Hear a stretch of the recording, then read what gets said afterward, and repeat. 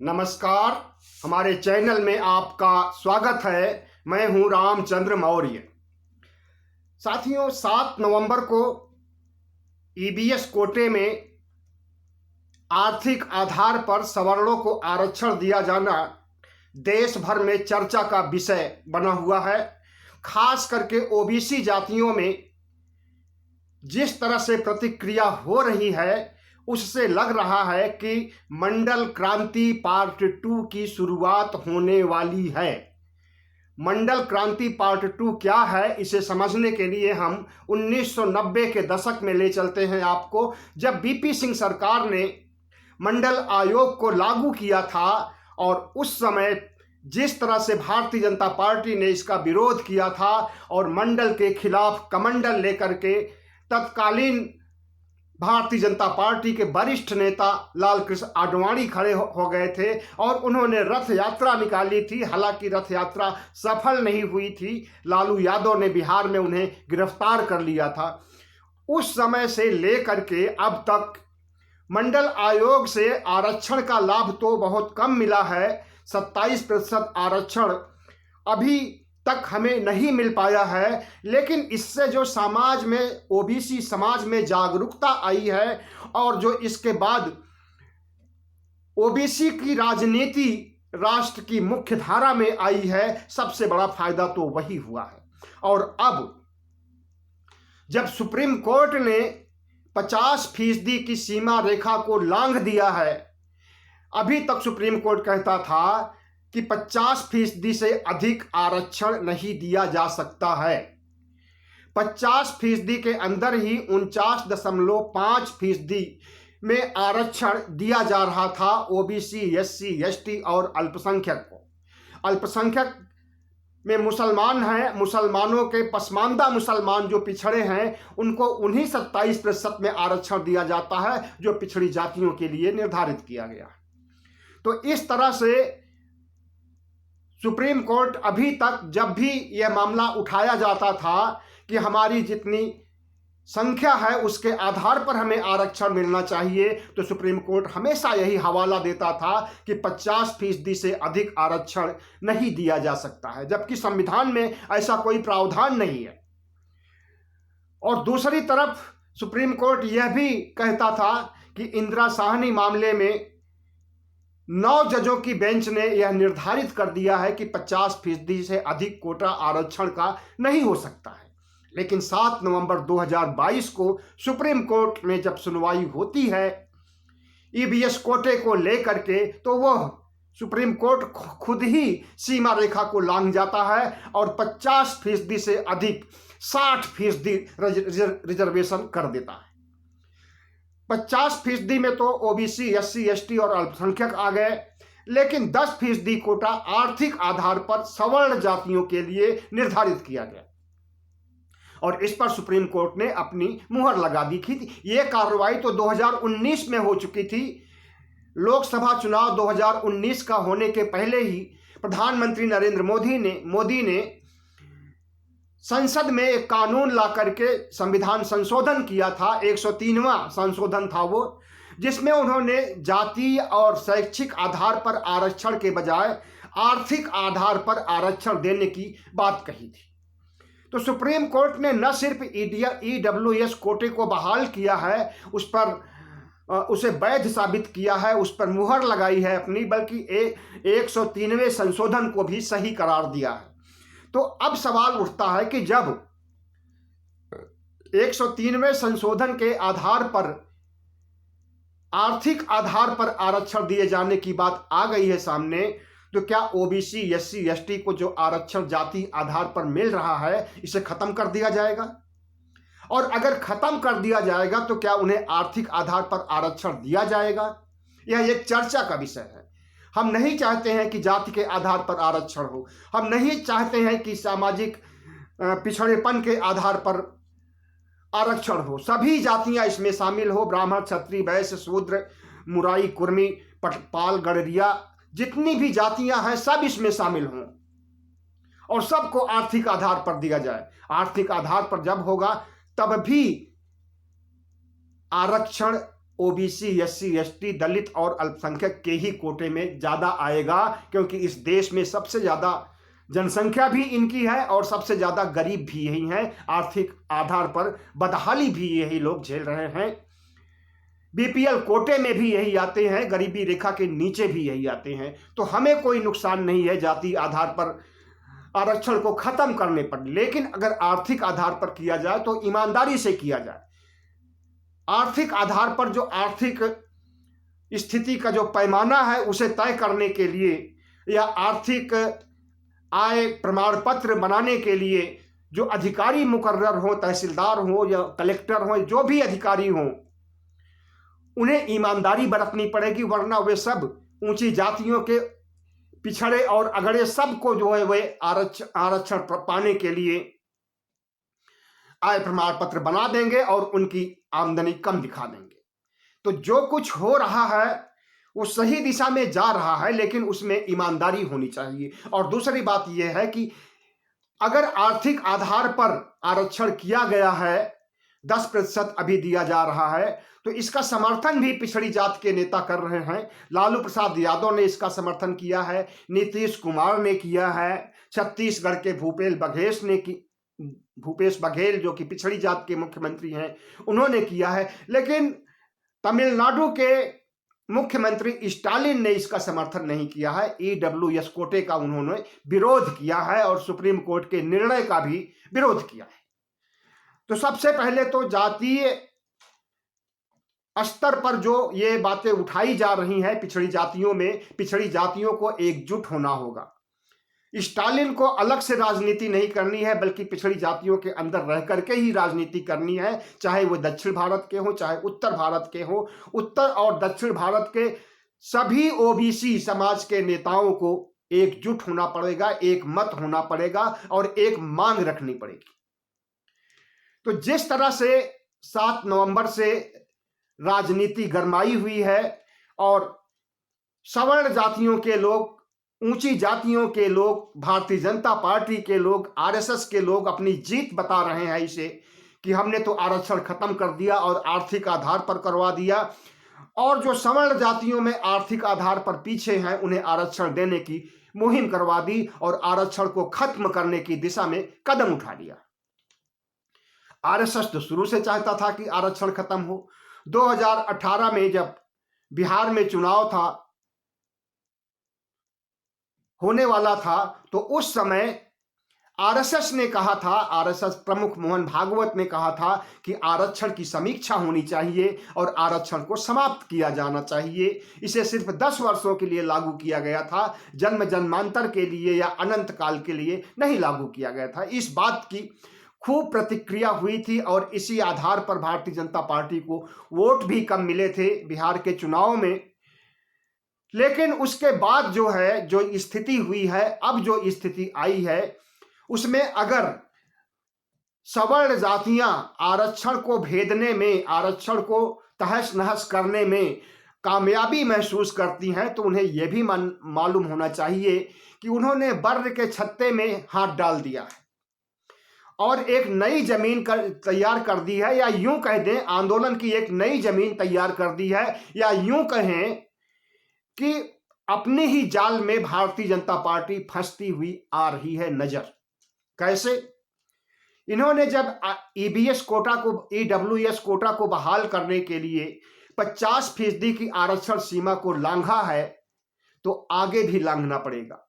अब जो 52 या 54% ओबीसी के लोग हैं, वे 27% लेकर के संतुष्ट नहीं होंगे। जिसकी जितनी भागीदारी उसकी उतनी हिस्सेदारी, ये काशीराम का नारा रहा है और ये बाबू जगदेव प्रसाद का नारा रहा है, बिहार लेनिन का नारा रहा है, तमाम समतावादी समानतावादी नेताओं का ये नारा रहा है।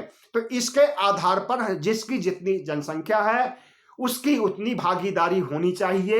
अगर ओबीसी 54% है तो उसे 54% देना पड़ेगा और 50% की सीमा रेखा को, इंदिरा साहिनी मामले की सीमा रेखा को सुप्रीम कोर्ट ने लांघा है। इसलिए अब यह दरवाजा खुल गया है कि 54% ओबीसी को 54% आरक्षण मिले।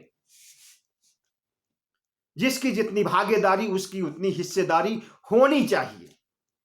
और अभी तक जो सुप्रीम कोर्ट कहता था कि 50% से अधिक आरक्षण नहीं दिया जा सकता है, उसने खुद इस सीमा रेखा को लांघा है और अब उसे यह कहने का हक नहीं है कि 50% से अधिक आरक्षण नहीं हो। 60% हो चुका है और इसको पूरा 100% तक ले जाना है। 100% आरक्षण हो गरीबों के लिए, राष्ट्र की मुख्य धारा में जो नहीं पहुंच पाए हैं पिछड़ों के लिए। और जिस दिन वे ब्राह्मणों के बराबर, क्षत्रियों के बराबर, वैश्यों के बराबरी में आ जाएं, उस दिन आरक्षण खत्म कर दिया जाए। हमें कोई परेशानी, हमें कोई जलालत, हमें कोई आपत्ति नहीं होगी। लेकिन अभी वैसा दिन आने में बहुत समय है। तो लालू प्रसाद यादव ने कबूल कर लिया है कि सही ठहराया है कि सुप्रीम कोर्ट ने सही किया है। लेकिन अब जब 50% की सीमा रेखा को लांघा है तो उसे 52% आरक्षण या 54% आरक्षण ओबीसी को देना पड़ेगा। और इसके लिए मंडल क्रांति पार्ट 2 की शुरुआत हो चुकी है, बिगुल बज चुका है। और 1990-91 में शुरू हुए मंडल आंदोलन में तो कम भागीदारी ओबीसी की रही है, लेकिन इस बार तक लगभग 30 साल हो गए हैं। इन 30-32 सालों में ओबीसी में बहुत ही चेतना आई है, जागरूकता आई है, शैक्षिक रूप से तैयार हुए हैं लोग और आंदोलन की दिशा में आगे बढ़ने के लिए पहले से अधिक सक्षम हैं। अगर ओबीसी जनगणना कराई जाए, जिसे कि नरेंद्र मोदी सरकार नहीं कराना चाहती है और उसने लॉकडाउन पीरियड में लॉकडाउन का बहाना लेकर के नजरअंदाज कर दिया था, इसे 2021 के जनगणना में शामिल करने से मना कर दिया था, वह जनगणना की अब मांग की जा रही है। आज ओबीसी की 2 मांगे हैं, एक तो जातीय जनगणना और दूसरे जिसकी जितनी हिस्सेदारी, जिसकी जितनी भागीदारी उसकी उतनी हिस्सेदारी। 2 मांग, और इन 2 मांगों को लेकर के ओबीसी समाज संगठित हो रहा है। बिहार में लालू प्रसाद यादव ने, नीतीश कुमार ने तो जाति जनगणना की शुरुआत भी कर दी है अपने राज्य के स्तर पर। जब केंद्र सरकार नहीं करा रही है, तो जब नीतीश कुमार प्रतिनिधिमंडल के साथ प्रधानमंत्री नरेंद्र मोदी से मिले थे तो नरेंद्र मोदी ने कहा था कि जाइए आप अपने राज्य में करा लीजिए, लेकिन राष्ट्रीय स्तर पर हम नहीं करा सकते, क्योंकि भारतीय जनता पार्टी की सरकार आरएसएस चला रही है और आरएसएस नहीं चाहती है कि आरक्षण को रहने दिया जाए, आरक्षण का अस्तित्व बचा रहे और आरक्षण का विकास हो, आरक्षण आगे बढ़े। इसलिए उन्होंने इनकार कर दिया था। लेकिन अब 2024 का चुनाव आ रहा है, लोकसभा का, जातीय स्तर पर जनगणना की मांग की जाएगी और ओबीसी की का प्रतिशत 27 से बढ़ा करके 54% करने की भी मांग होगी। और इसे ही राजनीति का, या यूं कहें कि लोकसभा चुनाव का मुद्दा बनाया जाएगा। और इस मुद्दे को लेकर के भारतीय जनता पार्टी को झुकना पड़ेगा और उसे जातीय जनगणना भी करानी पड़ेगी। और जातीय जनगणना के बाद जब पता चलेगा कि ओबीसी की जनसंख्या 1930 में जब अंग्रेजों ने कराई थी जनगणना ओबीसी की, तो उस समय 54% था और अब 60% हो चुका है।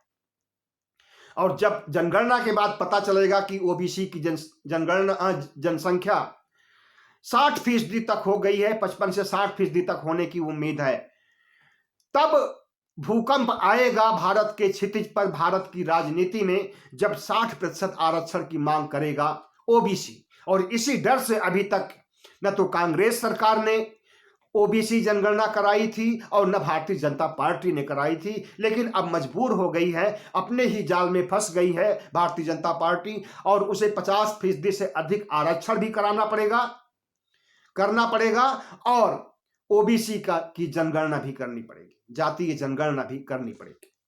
तो इस तरह से भारत में जो मंडल क्रांति पार्ट 2 की शुरुआत होने जा रही है, या यूं कहें कि शुरुआत हो चुकी है, इसकी काट के लिए भारतीय जनता पार्टी और आरएसएस ने भी अपना एक एजेंडा चुन लिया है, वो है हिंदुत्व। भारत को हिंदू राष्ट्र बनाने के लिए, भारत को हिंदुत्व की प्रयोगशाला बनाने के लिए वह भी कटिबद्ध है। 1990-91 के दशक में कमंडल आ गया था, रथ यात्रा शुरू हो गई थी और आज के समय में कमंडल का नाम हिंदुत्व हो गया है और हिंदुत्व की प्रयोगशाला और हिंदू राष्ट्र हो गया है। हिंदू राष्ट्र बनाने की मुहिम छेड़ी जाएगी और उसमें ओबीसी को भी हिंदू माना जाएगा, दलित को भी हिंदू माना जाएगा और जनजातीय समाज को भी हिंदू माना जाएगा। न तो जनजातीय समाज हिंदू है और न दलित हिंदू है। दलित हिंदू नहीं है, शेड्यूल कास्ट के लोग हिंदू नहीं है, संविधान में ऐसा प्रावधान है। अब वो भले मानते रहें, भले वे रामकृष्ण की पूजा करते रहें, उनसे करवाया जाने लगा था कुछ सदियों पहले, जबरदस्ती उनके ऊपर हिंदुत्व को थोपा गया था, इसलिए पाखंड के चक्कर में आ गए थे। लेकिन अब जब अंबेडकरवाद और दलितवाद का विकास हो गया है और हर दलित, एससी, एसटी अंबेडकरवादी अपने को कहने लगा है, तो वो हिंदू धर्म को भी छोड़ रहा है और हिंदू धर्म के पाखंडों को भी छोड़ रहा है और बौद्ध धर्म ग्रहण कर रहा है। तो जिस तरह से 1990-91 के दशक में मंडल पार्ट 1 की शुरुआत हुई थी और उस समय कमंडल आ गया था, लेकिन कमंडल की हार हुई थी।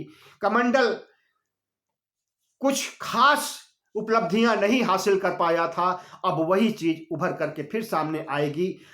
मंडल क्रांति पार्ट 2 नाम दिया गया है इसे और इसमें हमें उम्मीद है कि ओबीसी समाज को, पूरे ओबीसी समाज को और पसमानदा समाज को, मुस्लिम समाज को, सबको लिया जाए और इसके आधार पर इनके उत्थान के लिए, इन्हें राष्ट्र की मुख्य धारा में लाने के लिए काम किया जाए। और अगर राष्ट्र की मुख्य धारा में लाने में मोदी सरकार, आरएसएस और बीजेपी बाधक बनता है तो इनकी सरकार को ही उखाड़ फेंक दिया जाए।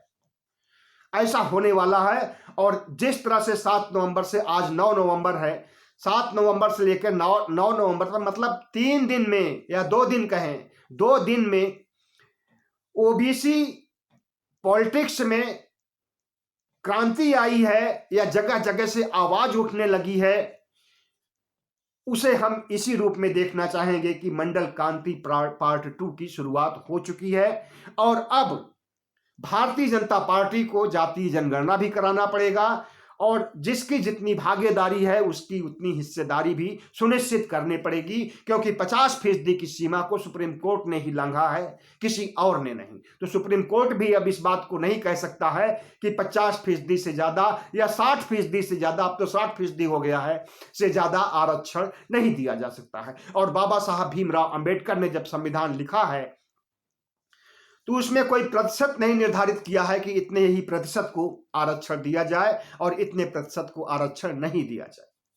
उसे तो हमारी संसद को निर्धारित करना है। और जब संसद ने कानून पारित कर दिया है कि आर्थिक आधार पर आरक्षण होगा 2019 के 103वें संशोधन में, तो जातीय आधार पर जो आरक्षण दिया जाता था, इस पर और आर्थिक आधार पर होने के बीच में एक चर्चा होनी चाहिए, डिबेट होना चाहिए, बात विवाद होनी चाहिए और बाल की खाल खींच करके सूक्ष्म निर्णय लेके गंभीर चिंतन करके हमें इस निष्कर्ष पर पहुंचना होगा कि आरक्षण का आधार क्या हो, जातीय हो या आर्थिक हो। अगर आर्थिक होता है तो यह भी मंजूर है, लेकिन उसमें ईमानदारी बरती जाने की जरूरत है।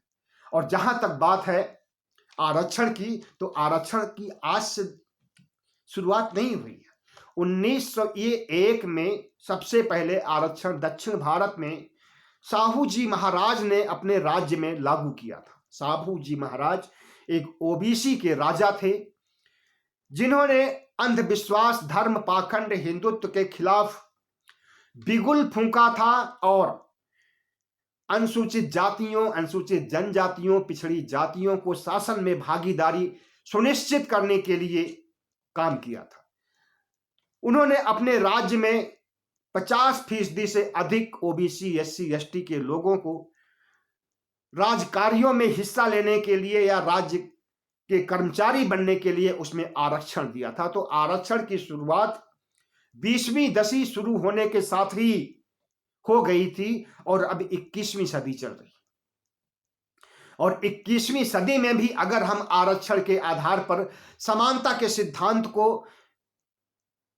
संविधान के अनुच्छेद 14 के तहत अगर हमें समानता के अधिकार के तहत समान आर्थिक स्थिति और समान सामाजिक स्थिति को हम नहीं प्राप्त कर सकते हैं, करेंगे तो बहुत बड़ा दुर्भाग्य होगा। और अब समय आ गया है कि ओबीसी, एससी, एसटी को सबको मिलकर के खड़ा होना चाहिए और इन हिंदुत्ववादी शक्तियों को, कट्टरपंथी शक्तियों को, भारतीय जनता पार्टी को, आरएसएस को उनकी औकात बता देनी चाहिए संख्या बल के आधार पर और अपनी सरकार बनाने की कोशिश करनी चाहिए। हमें सरकार से भीख नहीं मांगना है, बल्कि हमारी अपनी सरकार बनानी चाहिए और उसके लिए हमारे अंदर कुवत भी है, हमारे पास संख्या बल भी है। बशर्ते यह है कि सबसे पहले तो हमें मनुवादी विचारधारा को त्यागना होगा, राजनीतिक चेतना को लाना होगा, शिक्षा के माध्यम से, जन जागरण के माध्यम से, सोशल मीडिया के माध्यम से पूरे ओबीसी, एससी, एसटी समाज को जागृत करना है